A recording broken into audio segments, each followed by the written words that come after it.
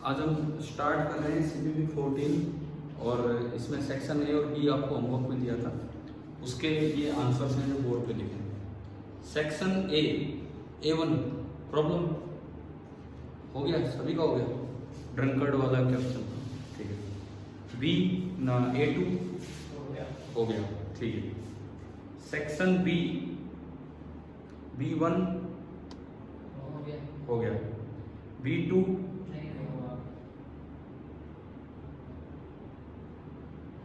क्या हमने पिछली क्लास में पढ़ा था कि एवरेज स्पीड कब अर्थमेटिक मीन निकालना होता है, कब हार्मोनिक, तो फिर ये क्यों नहीं हुआ? पहली हाफ डिस्टेंस V1 से चला, अगली हाफ डिस्टेंस V2 से, जब दोनों डिस्टेंस बराबर हैं तो एवरेज स्पीड क्या होगा? अर्थमेटिक मीन या हार्मोनिक मीन? Harmonic mean. तो 2 upon average B is equal to 1 upon V1 plus 1 upon V2 को लगाना, हो जाएगा, हो जाएगा ना? आ गया ध्यान, ठीक है। B3 हो गया आपका, एंड B4 नहीं हुआ। An object is tossed vertically into the air, ऊपर की तरफ आपने फेंका है with an initial velocity of 8 metre per second using the sign convention upward as positive. ऊपर वाले साइन कन्वेंशन को आप पॉजिटिव मानेंगे। देखो, जब कोई ऑब्जेक्ट ऊपर जाए चाहे नीचे आए, अगर हवा में कोई ऑब्जेक्ट चल रहा है तो एक्सेलरेशन ओनली एक ही होती है, that is acceleration due to gravity, और उसकी डायरेक्शन हमेशा किधर रहेगी? डाउनवर्ड। आपका पार्टिकल ऊपर जा रहा है तब भी एक्सेलरेशन नीचे है, पार्टिकल नीचे आ रहा था तब भी एक्सेलरेशन नीचे है, और आपने कौन सी डायरेक्शन पॉजिटिव मान ली? ऊपर। तो दोनों ही बार एक्सेलरेशन क्या होगी? नेगेटिव की पॉजिटिव? नेगेटिव। क्या आंसर आ जाएगा बताओ? डी। आ गया ना समझ? क्या है, ठीक है।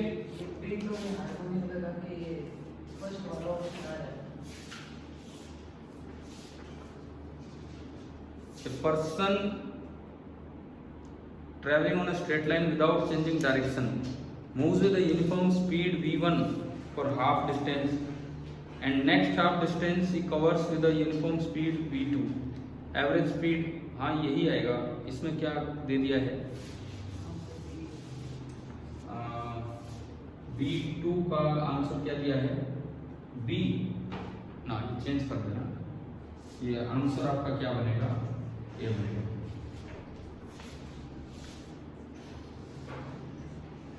ठीक है, अभी तो हो गया। लो, अब हम आगे बढ़ते हैं, थोड़ा अपना काम आगे चलाते हैं।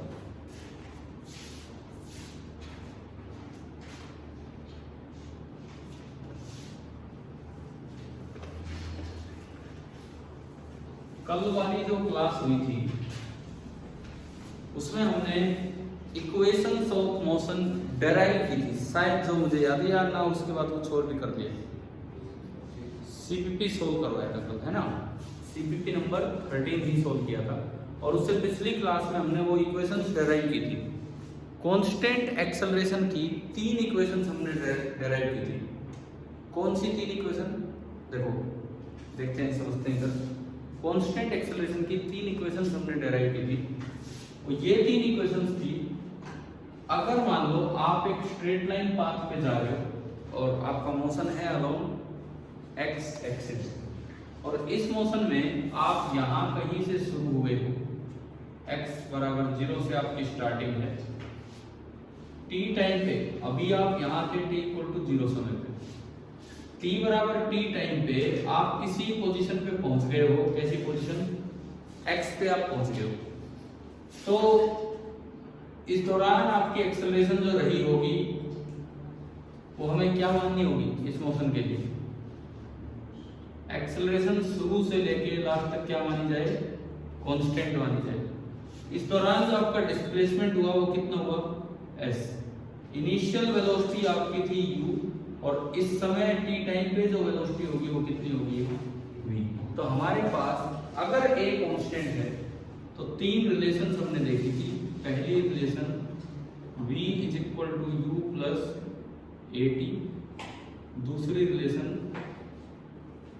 s is equal to ut plus half a t square and तीसरा relation v square is equal to v square is equal to u square plus 2as। ये वो फॉर्मूले हैं जो आप शायद 9th क्लास में भी पढ़ के आए पढ़े होते हैं हमने। बस इतना पता होना चाहिए कि वो तब लगते हैं जब एक्सेलरेशन क्या हो, कांस्टेंट। एक्सेलरेशन कांस्टेंट हो तो ये आपके वैल्यू होते हैं। अब हम इनको अप्लाई करेंगे क्वेश्चंस में। लास्ट टाइम मैंने इनको डिराइव करवाया था, कल तो सिंपली डिस्कस हुआ और जो पिछली क्लास हुई उससे पहले ये डिराइव किया था। आपको भी आती होंगी इक्वेशंस, कुछ आ चुका है स्कूल में, यहाँ तक काम कुछ पढ़ा है यहाँ नहीं हुआ, कोई बात नहीं। अभी हम पिछली क्लास में इनको डिराइव करवा चुका। अभी देखिए ए कांस्टेंट है तो ये इक्वेशंस है, मैं बस बिठा के काम शुरू करता हूँ, है ना। इसमें अच्छा इनमें वैल्यू कैसे पुट होगी, अगर आगे वाली डायरेक्शन आपने पॉजिटिव ली है तो जो क्वांटिटी आगे है उसकी वैल्यू प्लस के साथ पुट होगा और जो क्वांटिटी पीछे है उसकी वैल्यू माइनस के साथ। कोई आगे है वो प्लस के साथ और जो पीछे है वो माइनस के साथ होगी, है ना। देखते हैं, सीखते हैं इन चीजों को। इन इक्वेशंस को हम अप्लाई करना सीख रहे हैं और कुछ नहीं, केवल यही काम सीख रहे होंगे। सबसे पहली बात, जैसे मान लो मैं एक सवाल लूं, एक कोई भी क्वेश्चन, ये कोई एक गाड़ी है,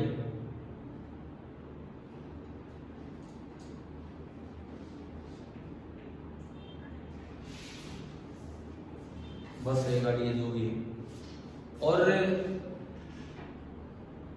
ये ड्राइवर साहब है, ये अपने गाड़ी चला रहे हैं। ड्राइवर ने गाड़ी चला रखी है, सीट पे बैठे हैं आराम से। ड्राइवर ने गाड़ी चला रखी है और इस वक्त इनकी स्पीड कितनी है, u0, ठीक है। अचानक से इनको रोड पे कुछ नजर आया, क्या है, ऑब्जेक्ट, कुछ भी हो सकता है। अरे सपोज मान लो ये लो, कोई पी के पड़ा है भाई, ठीक है, रोड पे ऐसा हो सकता है। ड्राइवर दिखते ही क्या करेगा, ब्रेक लगाएगा। नया ड्राइवर हो तो गड़बड़ हो जाती है। मेरे को जब गाड़ी चलानी नहीं आती थी, मैं कनीना में ही चला रहा था यहाँ, तो ये लगभग पहली बार ही ड्राइविंग करने लगा। तो वो भी हमारे घर कोई रिलेटिव आए थे, मेरे ताऊ जी, उनके साथ उनका ड्राइवर था। तो इधर से हमारा जो घर है चिचाना मोहल्ला की साइड, तो हम बाजार से होते हुए, मैंने कहा मुझे चला दो, बोले ठीक है, धीरे धीरे चला। अब आप लोग तो अंदर गए हो कनीना में, तो वो गोसाई मंदिर आता है, वो देखा है, उससे जस्ट पहले ना एक वो टर्न है गोसाई मंदिर के सामने, और वहाँ एक खंबा था। तो जैसे ही मैं धीरे धीरे ले रहा था, अब उसने कहा थोड़ा ब्रेक लो, खंबा आ रहा है। अब भाई वो बड़े ध्यान से याद रखने होते कौन सा क्या, मैंने ब्रेक की बजाय वो रेस वाले पे पाँव रख दिया, एक्सेलरेटर पे। गाड़ी की स्पीड होगी तेज, वो टिकती खंबे को, तो ड्राइवर था मेरे बगल में, तो उन्होंने एकदम से हैंड ब्रेक का यूज़ किया। हैंड ब्रेक से गाड़ी एकदम से रुक जाती है, तो रुक गई गाड़ी, नहीं तो सीधी खंबे की लगनी थी। लेकिन अगर कोई एक्सपीरियंस ड्राइवर है, ब्रेक ही लेना चाहेगा और ब्रेक ही लेगा, है ना। तो इसने क्या किया, इसने इस वक्त ये इंस्टेंट जैसे ही ड्राइवर ने कोई रिएक्शन दी एट t = 0, ड्राइवर ने क्या कर दिया, एट t = 0 ड्राइवर ने क्या किया, गाड़ी पे ब्रेक लगा दिया। हार्ड ब्रेक का क्या मतलब होता है, खड़े ब्रेक बोलते हैं हिंदी में। खड़े ब्रेक का क्या मतलब, ड्राइवर खड़ा हो गया ब्रेक पे, तो उसका मतलब ये है हार्ड ब्रेक, मतलब जितना ज्यादा से ज्यादा रिटार्डेशन आप दे सकते थे वो आपने दे दिया, ठीक है। हार्ड ब्रेक लगाते ही गाड़ी में पीछे की तरफ एक रिटार्डेशन आ गया। रिटार्डेशन का मतलब होता है कि स्पीड कम हुई और एक्सेलरेशन आया है, लेकिन वो रिटार्ड कर रहा है, गाड़ी को रोक रहा है। मान लो रिटार्डेशन आपको दे दिया कितना है, a0, और जो a0 है उसकी वैल्यू क्वेश्चन में हमें बोली गई है कि a0 की वैल्यू क्या है, कांस्टेंट, ठीक है। एंड बोला ये है man on the ground is just save, बस बचाइए, बचाइए का क्या मतलब है, गाड़ी वहां पहुंचते पहुंचते रुक गई, है ना, ये मतलब। अब मान लो आपको इसमें ये बताना है, find first part stopping time,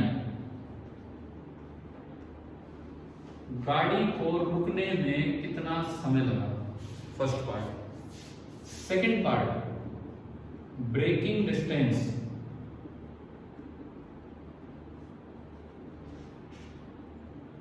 breaking distance मतलब ब्रेक लगते हुए जो डिस्टेंस कवर की हुई है उसको हम क्या बोलेंगे, ब्रेकिंग, मतलब रुकने तक कितनी डिस्टेंस कवर की। क्या ये क्वेश्चन बनाया आपने, मतलब लिख लिया क्या है क्या नहीं, ठीक है।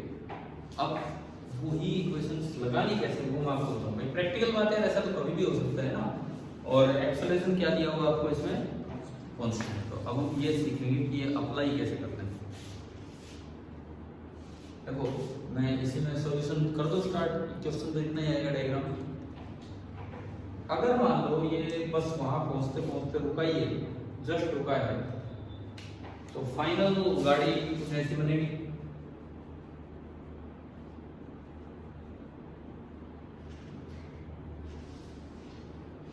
और ये गाड़ी यहाँ किस पे आ गई, रेस्ट पे, क्लियर।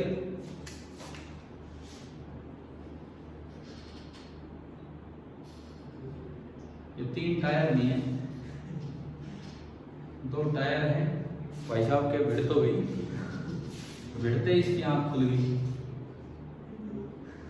बेचारा पिए पड़ा थे तो रात ही हो गया, क्या आगे क्या, ठीक है। इसकी तो आंख खुल गई, अगले का पता नहीं क्या हाल हो गया, क्योंकि ऊपर वाले ने तो, इस ड्राइवर ने तो कैसे ब्रेक लिए थे, बड़े ब्रेक, इसका भगवान जाने शीशा फोड़ के कहाँ गए थे यार, ऐसे कुछ भी हो सकता है, ऐसे अगर आप ब्रेक लगवाओगे तो, ठीक है। जो भी हुआ बच गया, मतलब ये कुल मिला, ये तो बच गया, उसका नहीं पता। आपको ये बताना है, एक तो ये टोटल स्टॉपिंग डिस्टेंस, मतलब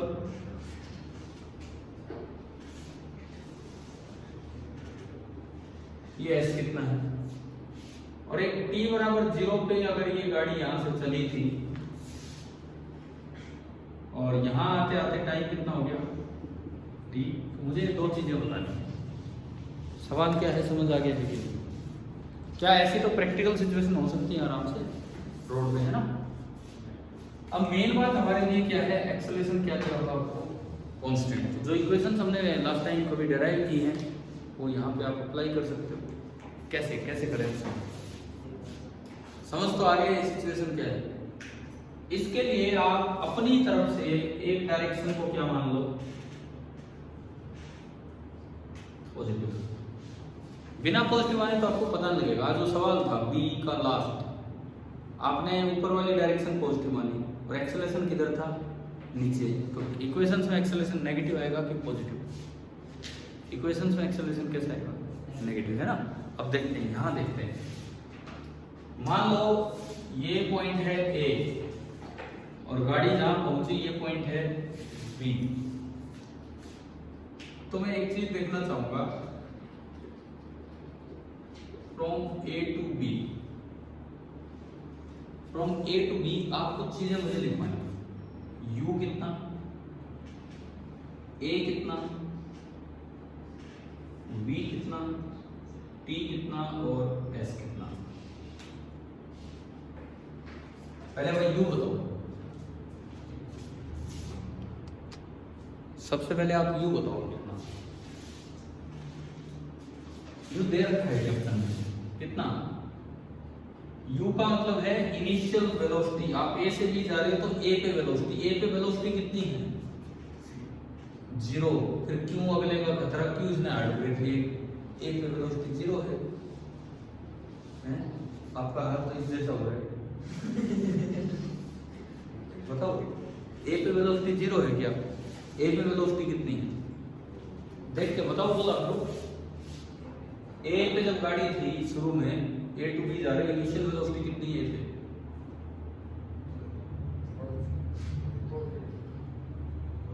जब गाड़ी ए पे है तो गाड़ी की वेलोसिटी कितनी है? बंद कर देता हूँ क्लास को, मरे मरे पहाड़ पे, जो हमें तो यही नहीं पता लग रहा है।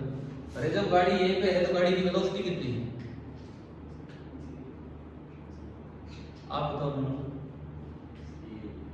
यू नॉट दिख रहा है हमें यहाँ पे। गाड़ी जब ए पे है, शुरुआत में जब आप ए टू बी लगा रहे हो, ए टू बी अगर आप लगा रहे हो तो ए पे वेलोसिटी कितनी है? You not. और कहीं बैठ जाओ अगर देखने में दिक्कत है।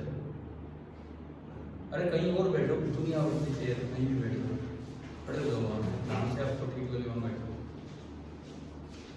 हाँ जी, ए पे वेलोसिटी यू नॉट आगे है या पीछे है? आगे। और आपने कौन सी डायरेक्शन पॉजिटिव आनी है? आगे वाली। तो u की वैल्यू कितनी लिखनी पड़ेगी? प्लस का यू नॉट। अब आप ये बताओ, a कितना? कांस्टेंट तो है, कितना है? a नॉट नहीं है, a नॉट नहीं है, वो होगा माइनस a नॉट। ये भी गिवन है, ये भी हमें गिवन है। माइनस a नॉट क्यों होगा? क्योंकि अगर आपने एक्सेलरेशन आगे कर दी तो स्पीड कम थोड़ी होगी, फिर तो स्पीड बढ़ जाएगी। स्पीड कम करवाने के लिए आपको एक्सेलरेशन किधर करना पड़ेगा? पीछे करना पड़ेगा। यानी कि ए नॉट किधर होगा? पीछे है। आपने पॉजिटिव डायरेक्शन किधर मानी? आगे। तो ए नॉट कितना होगा? नेगेटिव की पॉजिटिव? समझ आया? आ गया समझ? v final velocity, A to B में फाइनल वेलोसिटी। अब बताओ, 0 v पे तो रुकी है गाड़ी, तभी तो बचा है वो आदमी। तो v कितना? 0। टाइम, यहां से यहां रुकने का समय t। डिस्प्लेसमेंट, मान लो ये दूरी में s नॉट कह दूं, s नॉट मुझे निकालना है, तो डिस्प्लेसमेंट s नॉट लिखूंगी माइनस s नॉट। डिस्प्लेसमेंट आगे हुआ है और आपने पॉजिटिव डायरेक्शन में किधर मान रखी है? आगे। तो डिस्प्लेसमेंट भी क्या लिखा जाएगा? s not. एक तो मुझे ये निकालना है, एक मुझे ये निकालना है। ये तीन चीजें मुझे पता है। सबसे मेन बात है कि a कांस्टेंट है। अगर a कांस्टेंट होगा तो हमारी दोनों तीनों इक्वेशन वैलिड। चलो एक एक करके दोनों चीजें निकालते हैं। फर्स्ट पार्ट टाइम निकालते हैं। भाई ये बताओ, u पता, a पता, v पता, कौन सी उन तीनों में ऐसी इक्वेशन है जिसमें u, v, a और t आता हो? u, a और v पता और t निकालना है। कौन सी ऐसी इक्वेशन है? First equation. क्या थी first equation? v is equal to u plus a t। v is equal to u plus a t। समझ आया? क्यों लगी ये इक्वेशन? क्योंकि एक्सेलरेशन कांस्टेंट है ना। कीजिए वैल्यू पुट कीजिए। v देखो इस टेबल में से 0, u कितना? u not. a कितना? a कितना? Minus a not. और t कितना? t। तो ये a नॉट इंटू टी इधर आया, ये बराबर हो गया u नॉट, एंड यहां से t बराबर आ गया u नॉट अपॉन a। ये रुकने का टाइम, ये माइनस का था, इधर आके प्लस का हो गया। आप बताओ क्या पहली सिचुएशन आपको समझ आ गई है कि नहीं? हमें क्लियर है पहला? ठीक है।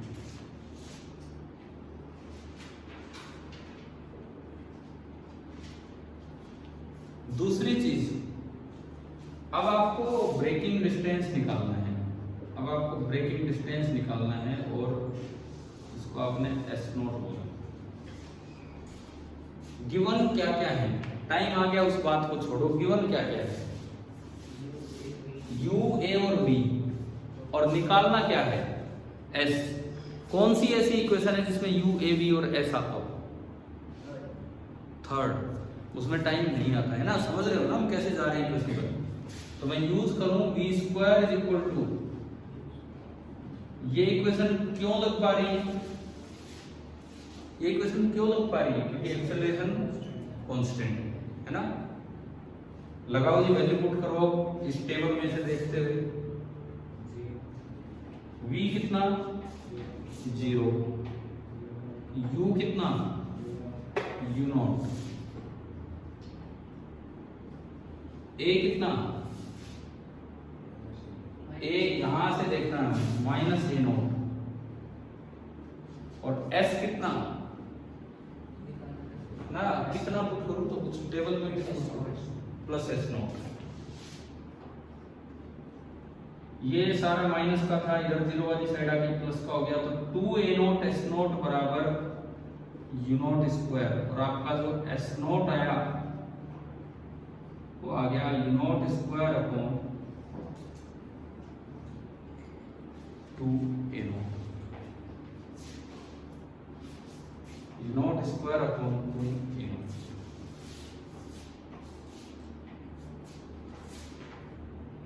बताओ कैसे ये इक्वेशंस यूज होती है प्रैक्टिकल सिचुएशंस में, क्या हमें समझ आया कि नहीं आया, क्लियर हो गया। इसके बाद चले आगे, आपने नोट तो कर दिया पूरा, क्लियर भी हो गया, थोड़ी सी और प्रैक्टिकल सिचुएशन की तरफ चलते हैं।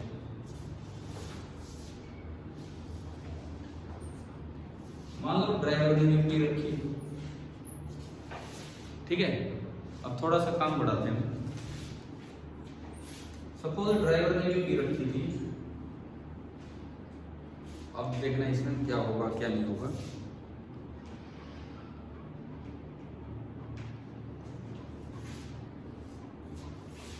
और ये गाड़ी जब यहां थी,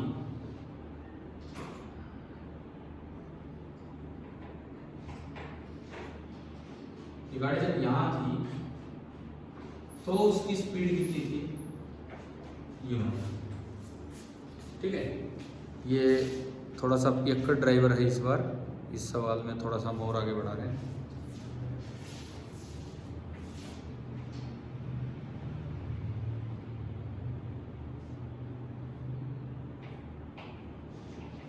अपने आराम से पड़ा है सीट पे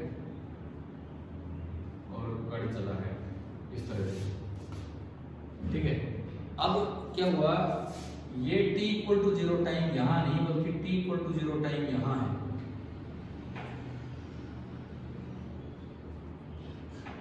ड्राइवर ऑब्जर्व्स द ऑब्स्टेकल,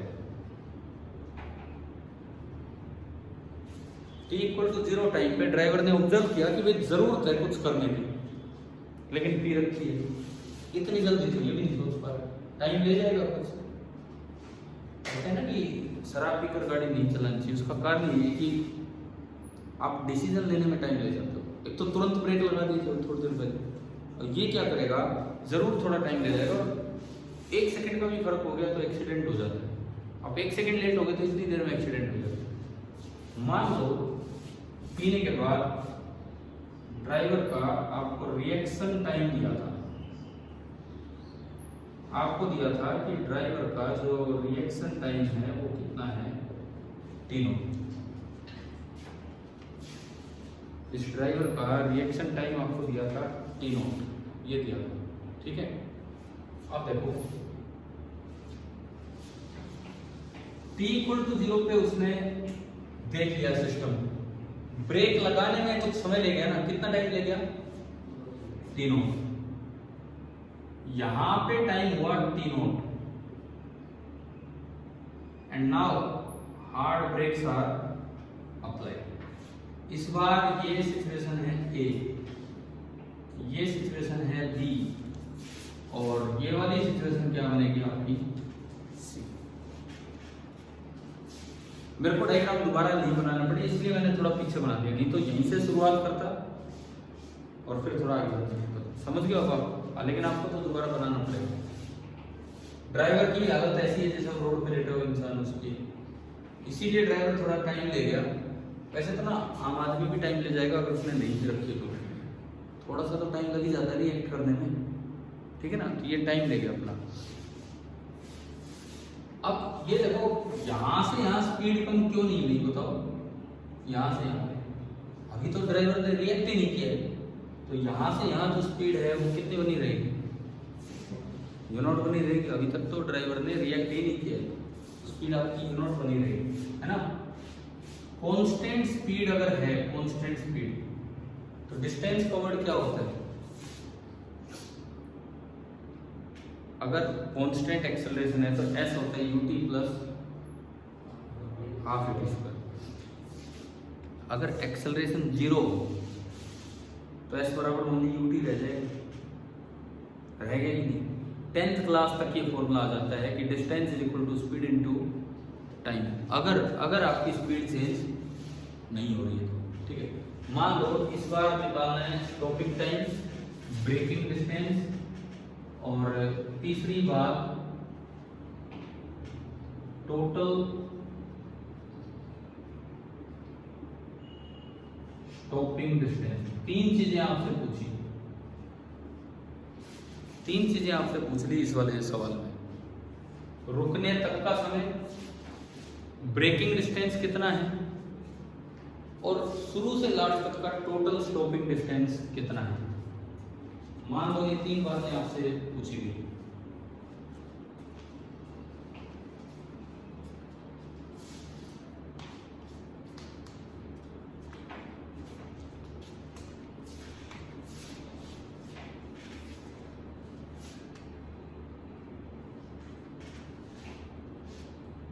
आगे समझ क्या है क्या नहीं बताओ तो जवाब देने की कोशिश करो। पहली बात, स्टॉपिंग टाइम कितना होगा,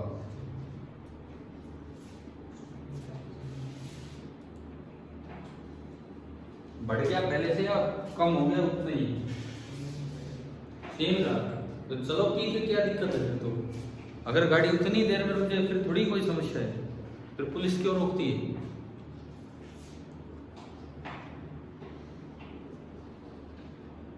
बताओ स्टॉपिंग टाइम में कोई फर्क पड़ा है कितना हो गया स्टॉपिंग टाइम। देखो ये अब फ्रॉम ए टू बी नहीं, बल्कि कहां से कहां की सिचुएशन होगी, फ्रॉम, इसमें कोई बदलाव नहीं, इनमें कोई बदलाव नहीं, इनमें कोई बदलाव नहीं, ये तो सब ठीक होगा कि नहीं, ठीक है। तो अब आप बताओ आगे क्या कुछ है, क्या सिचुएशन है।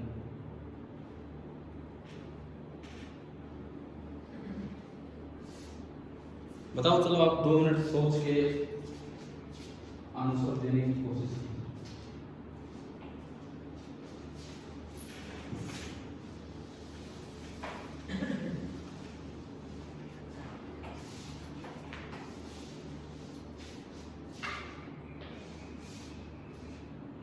दिख रहा है ना, इससे कोई दिक्कत नहीं है। अगर दिक्कत लगे तो इधर उधर बैठ जाना चाहिए।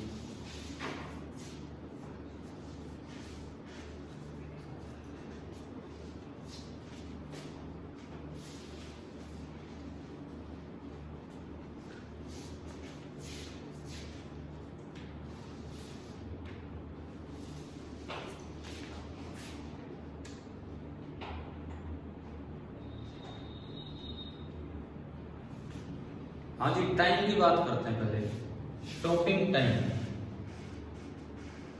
भाई आगे आगे ब्रेकिंग टाइम तो वही है जो है u0 बाई a0, लेकिन रुकने का टाइम तो अलग है। कुछ टाइम तो रिएक्ट करने में भी तो लग गया, रिएक्ट करने में कितना टाइम ले गया वो t0, 2 सेकंड रिएक्ट करने में ले गया। पिछली बार आंसर आया था 6 सेकंड, अब कितना टाइम हो गया 8 सेकंड। मतलब क्या आंसर आएगा इसका, t0 प्लस ब्रेक लेने के बाद का टाइम तो रुकने तक का कितना है, आ गया समझ। A से B तक का ये टाइम और B से C तक का ये टाइम, तो टोटल आपका स्टॉपिंग टाइम हो गया t0 plus u0 by a0। क्या क्लियर हुआ कि नहीं, है ना, मुझे समझ आ गया, ठीक है। नेक्स्ट,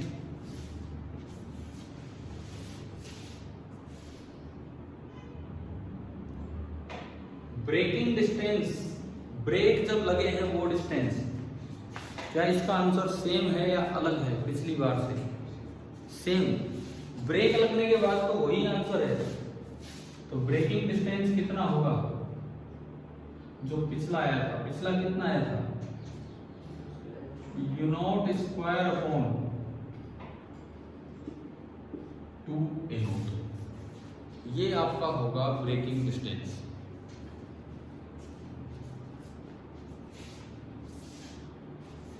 तीसरा,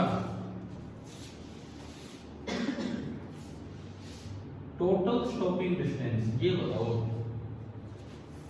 टोटल स्टॉपिंग डिस्टेंस, आप बताओ कि क्या होगा?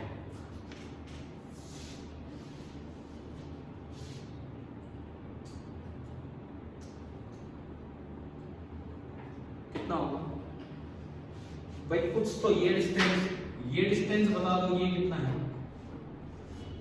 जब गाड़ी कांस्टेंट स्पीड से चलती है तो डिस्टेंस होता है स्पीड इनटू टाइम, s बराबर ut, क्योंकि a वहां कितना है?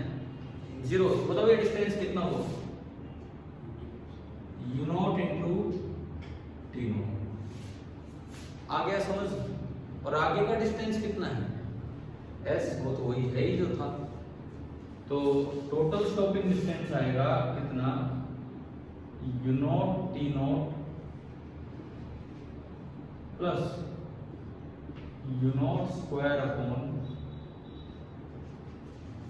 2a not.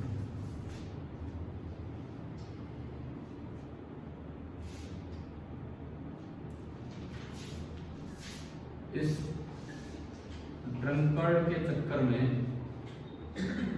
हमने कुछ चीजें सीखी, वो 3 इक्वेशंस कैसे अप्लाई करनी है। अब बताओ क्या ये बातें क्लियर होगी कि नहीं? ठीक है, ये तो कुछ भी सिचुएशन आएगी और भी प्रैक्टिस करेंगे, लेकिन यूनिफॉर्मली एक्सेलरेटेड मोशन अगर है तो उसके अंदर हमने ये कुछ सिचुएशंस लगाई है, कुछ चीज़ें देखी कि किस तरह से लगाना होता है। रिएक्शन टाइम अगर दिया हो तो उस दौरान मोशन कैसा मान लेना है? यूनिफॉर्म मोशन का मतलब है कि कोई एक्सेलरेशन नहीं है। उसके बाद मोशन मान लिया यूनिफॉर्मली रिटार्डेड का मतलब क्या है कि एक्सेलरेशन अपोजिट डायरेक्शन में है और वेलोसिटी क्या होने लग रही है? बढ़ नहीं रही, बल्कि वेलोसिटी कम होने लगी। क्या ये समझ आ गया है? ठीक है। अच्छा, इसके अलावा यूनिफॉर्म एक्सेलरेशन में एक दो इक्वेशंस और हैं। इसके अलावा यूनिफॉर्म एक्सेलरेशन में एक दो इक्वेशंस और हैं। नेक्स्ट हेडिंग आप ये डालना, नेक्स्ट हेडिंग, ये तो सवाल थे। एवरेज वेलोसिटी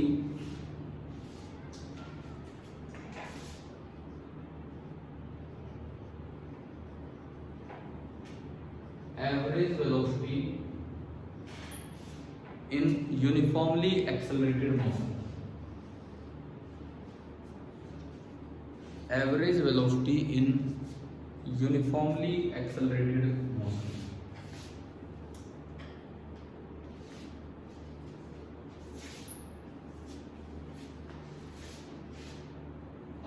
कोई चीज यहां से चली, इनिशियल वेलोसिटी कितने से?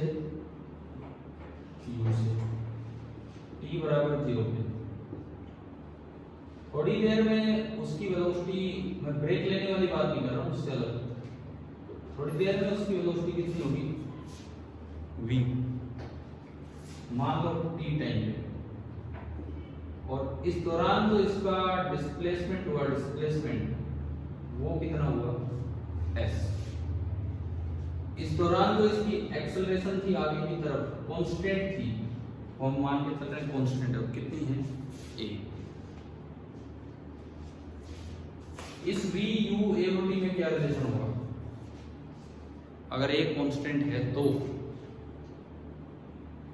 अगर a कांस्टेंट है तो v u a और t में क्या रिलेशन होगा? बताओ। जो आपकी पहली इक्वेशन थी वो आपका रिलेशन होगा। पहली इक्वेशन क्या थी? v is equal to u plus a t, है ना। दूसरा फॉर्मूला s बराबर u half a t square. आगे एवरेज वेलोसिटी की डेफिनेशन आप चैप्टर की शुरुआत में पढ़ गए हैं, total displacement upon total time taken, पढ़ा है नहीं हमने? Total displacement upon total time taken. तो अगर आपको डिस्प्लेसमेंट लिखना हो तो वो होगा एवरेज वेलोसिटी इनटू टाइम। करेंगे इसका भी यूज थोड़ी देर में, लेकिन हम पहले क्या निकालना चाह रहे हैं? हम तो क्या निकालना चाह रहे हैं? Average velocity. एस लिखा है ऊपर, अगर मैं इसको टी से डिवाइड कर दूं तो बताओ एवरेज वेलोसिटी क्या आ रही है? दोनों टर्म्स में अलग अलग आप टी से डिवाइड कर दो, कर सकते हैं अलग अलग divide. U T by you, U T by T कितना बचा? U T by T U, half a t square by T, A T by two. आया समझ? आपने 2 एलसीएम लिया, आपने 2 एलसीएम लिया तो क्या बचा? 2u प्लस 80, है ना? मैं 2u प्लस 80 को ऐसा लिख सकता हूं u प्लस 80 प्लस u। क्या मैं 2u प्लस 80 को ऐसा लिख सकता हूं u प्लस 80 प्लस u? भाई 2u को u और u अलग, u प्लस 80 प्लस u, और u प्लस 80 को मैं क्या लिख सकता हूं? v। तो क्या इसकी जगह v प्लस u आ जाएगा कि सेम है ये? इसका मतलब मेरे पास एवरेज वेलोसिटी का फॉर्मूला आ गया, v प्लस u, चाहे आप u प्लस v बोलो, कुछ भी बोलो, इनिशियल प्लस फाइनल अपॉन। जब भी कभी एक्सेलरेशन कांस्टेंट होगी, जब भी कभी एक्सेलरेशन कांस्टेंट होगी तो हमारे पास एक और रिलेशन आ गया, average v equal to u plus v by. और एवरेज v यहां अगर आप पुट करें तो क्या एक s का एक और फॉर्मूला आ गया। देखो पहली इक्वेशन थी कांस्टेंट एक्सेलरेशन की, v equal to u plus 80, उसमें भी a आ रहा है। दूसरी equation s is equal to u t plus half a t square, उसमें भी a आ रहा है। तीसरी equation v square equal to u square plus 2as, उसमें भी a आ रहा है। अब एक और चौथी ऐसी इक्वेशन आ गई जिसमें a नहीं आ रहा, लेकिन वो वैलिड तब है जब एक्सेलरेशन क्या हो? कांस्टेंट। कौन सी इक्वेशन आ गई? आप इसमें रख लो एवरेज v। क्या है मेरी fourth equation? s is equal to u plus v by 2 into t. तो इसको आप एक नंबर 4 अपनी इक्वेशन बना के लिख दो। आप एक फोर्थ इक्वेशन अपनी बना के लिख दो, s is equal to u plus v by 2 into t. लेकिन ये कब वैलिड है? ये कब वैलिड है? जब एक्सेलरेशन कांस्टेंट हो। ये तब वैलिड है जब आपकी एक्सेलरेशन कांस्टेंट हो। ये बात समझ आ रही है? ठीक है, ये इक्वेशन तभी वैलिड है जब एक्सेलरेशन कांस्टेंट हो। लेकिन एक्सेलरेशन दिया भी ना हो सवाल में तो भी इससे काम चल जाएगा, उन 3 से काम नहीं चलेगा, क्योंकि उनमें तो क्या चाहिए आपको? ये चाहिए। ठीक है, यहां यूं लिख देना इसके साथ, valid only if a is constant. ये चौथी इक्वेशन बन गई हमारी, valid only if a is constant. Useful कब है ये इक्वेशन?